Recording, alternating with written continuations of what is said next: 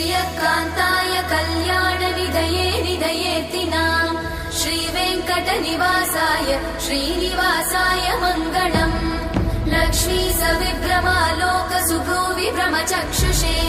चक्षुषे सर्वलोकानां वेङ्कटेशाय मङ्गलम् श्रीवेङ्कटाद्रिशृङ्गाग्रमङ्गलाभरणाङ्गये मङ्गलानां निवासाय श्रीनिवासाय मङ्गलम् सर्वावयव सौन्दर्य सम्पदा सर्वचेतसां सदा सम्मोहनायास्तु वेङ्कटेशाय मङ्गलम् नित्याय निरवध्याय सत्यानन्दचिदात्मने